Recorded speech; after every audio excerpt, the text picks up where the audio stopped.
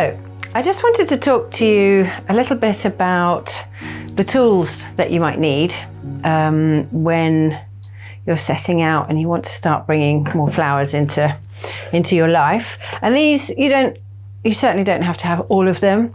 Some are, in my opinion, essential, and some are just in case you want to take things a bit further, and some are just kind of nice to have around.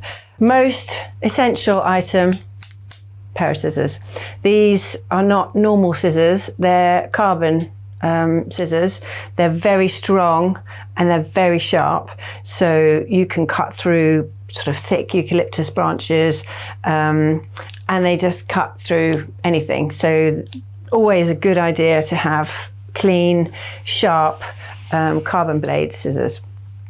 And for everything tougher, you definitely need some secateurs. These will cut through pretty much anything from branches in the garden to thick stems of foliage. Sometimes cutting through things with just scissors hurts your hands.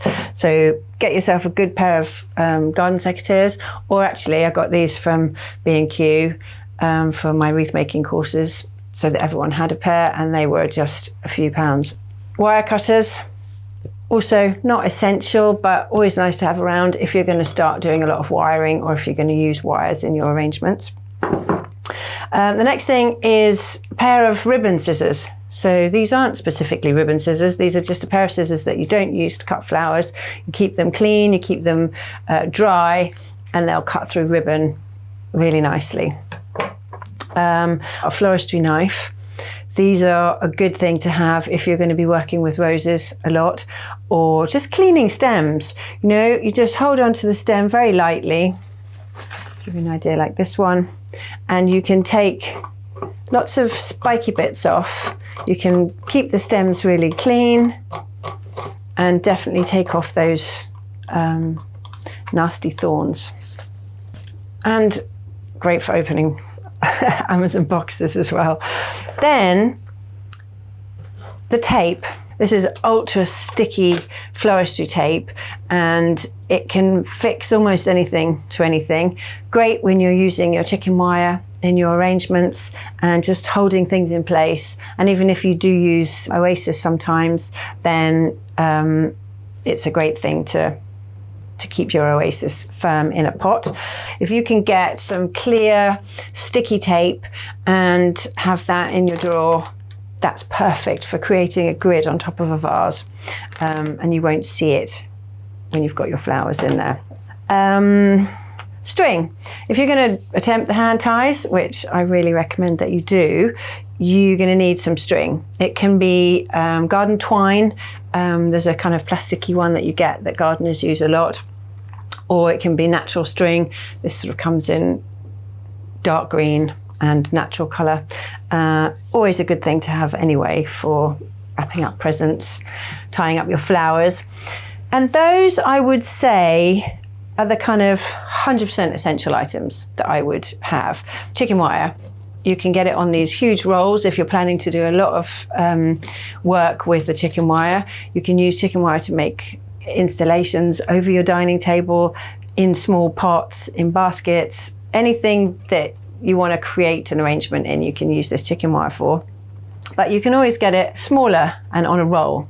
So if you just have a small vase that you want to put some in, you can get it on the roll. And a lot of these things you can get from your local florist. You can buy online with Amazon, eBay, any of those, or Hobbycraft stock quite a lot of these things.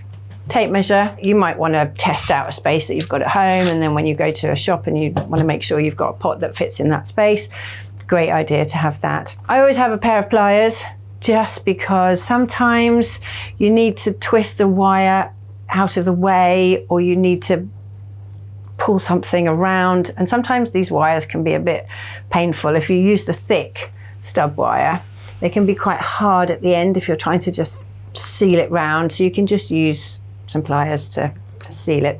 If you're going to do some wiring, I mean, later on in my next series, I'll probably cover things like making buttonholes, wedding work, making a flower crown, those kind of things. you'll use a lot of wires, and so just have a few different sizes of wires. These are really great for doing sort of intricate work. Then if you want something to stand up a bit, be a bit stronger. Glue, floral adhesive glue, and a glue gun. So these glue guns, I don't think I could live without my glue gun, and I think if you have kids, then you've probably got one of these. They are an essential piece of kit and such great fun, but please do be careful because the glue gets so hot. Or there's this floral adhesive glue, which is just basically a tube. It comes out already sticky, and you need to just leave it a little while longer for it to set and get hard. So put the glue where you want to stick things, leave it for a while, it becomes tackier and tackier, and then it goes hard. That's a really safe way of gluing things, but it does take a little bit longer.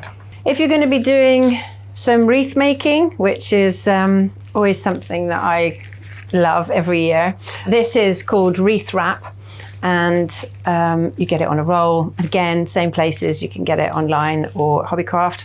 Although you don't actually need this, if you've got a bin bag, you can cut up a bin bag into strips and it does exactly the same thing. If you're going to be doing table settings and you like using tea lights and candles in the arrangements, then always have a lighter in with you. Sometimes you can get those long gas ones, which are much safer to use, but I always have a lighter because you never know when you want to light a candle. Coloured wire. This is lovely actually, bendy wire that you can use for doing flower crowns, and we're going to cover that in another module later in the series. And I think once you've got all these essential items in your kit, then you can make any of the arrangements that I'm doing here on this series, and good luck.